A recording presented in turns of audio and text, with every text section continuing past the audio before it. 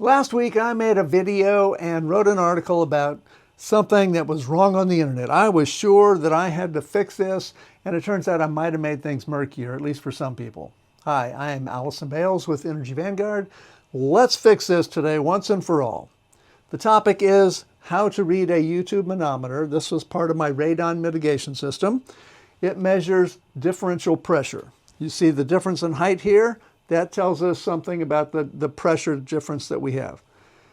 It's measuring the pressure at the top of each side of the tube. This side is open to the room. This side is connected to the inside of this pipe, which is being sucked on by my radon fan that's outside the house.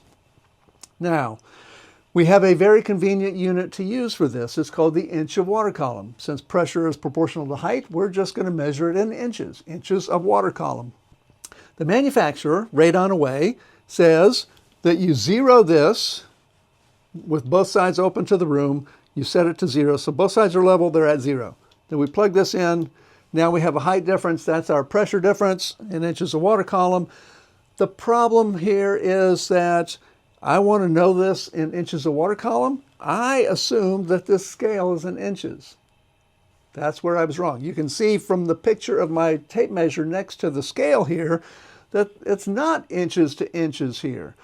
The numbers on the scale are smaller than inches. From 0 to 1 is about a ½ inch, and that makes up the difference. So I said you need to add what's below 0, but they instead have set the scale up so that that distance below is factored into the scale. So they do a little bit of scale magic here. It's about a ½ inch of height from 0 to 1 there, but not exactly a ½ inch. It's more like 5/8 of an inch. So there's something else going on here.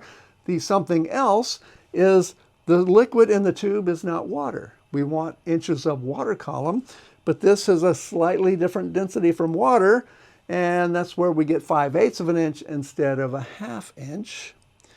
So we got two things going on here. Number one, we are not having to measure the bottom part here because they did some scale magic, and they also had to adjust the scale a little bit because the density of the liquid is a little bit different from the density of water.